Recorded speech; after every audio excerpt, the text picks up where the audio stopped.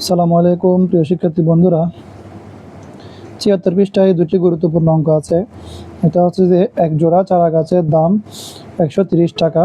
তুমি ১১ জোড়া চারা গাছ কিনে দোকানদারকে ১৫০০ টাকা দিলে দোকানদার তোমাকে কত টাকা ফেরত দিবে? তাহলে একটা জিনিস লক্ষ্য করো, এক জোড়া চারা গাছের দাম ১৩০ টাকা। তাহলে আমাকে লিখতে হবে এক জোড়া চারা গাছের দাম ১৩০ টাকা, যেভাবে আছে একদম সেভাবে। তাহলে তুমি ১১ জোড়া চারা গাছ কিনে দোকানদারকে ১৫০০ টাকা দিলে, তাহলে এক জোড়া চারা গাছের দাম যদি ১৩০ টাকা হয়, ১১ জোড়া চারা গাছের দাম অনেক বেশি হবে না? সেটা আমাকে আগে বের করতে হবে। তাহলে আমরা আগে লিখব এক জোড়া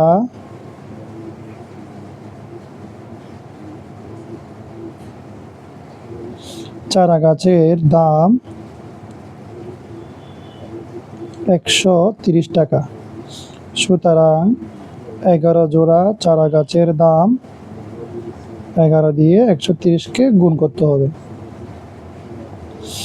আমরা গুণটা এদিকে করি যে ১১ ১৩০, ১ শূন্য শূন্য, ৩ একে ৩, শূন্য ১ একে ১, ১ শূন্য শূন্য, ৩ একে ৩, ১ একে ১,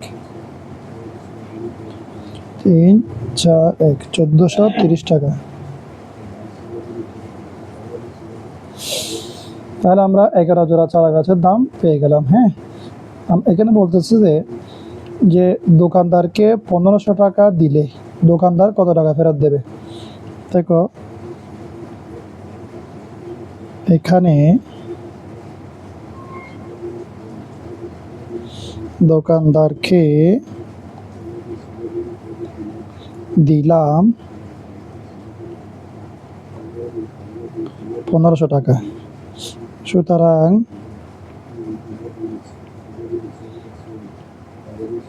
চারা গাছ বাবদ খরচ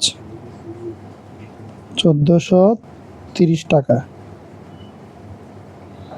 সুতরাং দোকানি ফেরত দেবে। এটা থেকে বিকলে ০ থেকে ০ গেলে ০, এখান ০ থেকে ৩ যাবে না, ১ দাও ১০, ১০ থেকে ৩ গেলে ৭, ৪ আছে, ৪ থেকে ৪ গেলে ০, ১ থেকে গেলে ০, ৭০ টাকা। এবং উত্তর ৭০ টাকা। আশা করি অঙ্কটা খুব সহজেই বুঝতে পেরেছ। এরপর দেখো আরেকটি গুরুত্বপূর্ণ অঙ্ক, তরমুজের অঙ্ক। একটি তরমুজের দাম ৩৭৫ টাকা এবং একটি পেঁপের দাম ১৫০ টাকা। আমাকে বলছে দুইটা তরমুজ এবং ৩টা পেঁপে কিনতে কত টাকা লাগবে। তাহলে একদম সিম্পল ব্যাপার যে একটা তরমুজের দাম হচ্ছে ৩৭৫ টাকা। তাহলে এখানে কী লেখা আছে? তরমুজ। তাহলে আমাকে এখানে কয়টা তরমুজ কথা বলা হয়েছে? এই যে দুইটা। তাহলে একটা তরমুজের দাম ৩৭৫ টাকা, দুইটার দাম ২ দিয়ে ৩৭৫ গুণ করতে হবে। এরপর একটি পেঁপের দাম ১৫০ টাকা বলছে।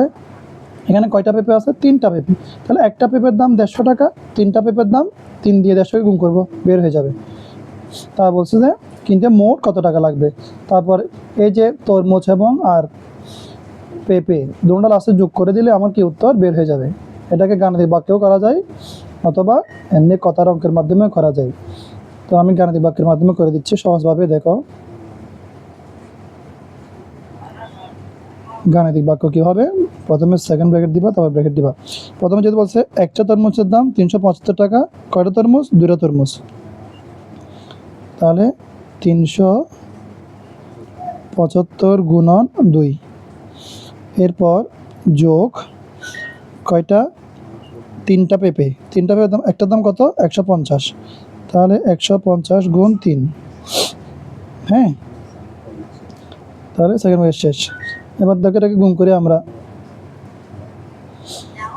এটাকে যদি গুণ করি, ৫ দুগুণে ১০, ০ হাত আছে ১, ৭ দুগুণে ১৪, ১৪ একে ১৫, ৫ হাত আছে ১, ৩ দুগুণে ৬, ৬ একে ৭, যোগ ৩ ০ ০, ৩ ৫, ১৫, ৫ হাত আছে ১, ৩ একে ৩, ৩ একে ৪। এবার এটাকে যোগ করলে কত হয়? ৭৫০, ৪৫০, ০ ৫ ৫ ১০, ০ হাত আছে ১, ৭ ৪ 11, 11 একে 12, 1200 টাকা। সুতরাং উত্তরটা সুন্দর করে সাজিয়ে লিখবে। গেনিক্সের 2টি তরমুজ ও 3টি পেঁপে কিনতে মোট কত টাকা লাগবে? সুতরাং 2টি তরমুজ ও 3টি পেঁপে কিনতে মোট 1200 টাকা লাগবে।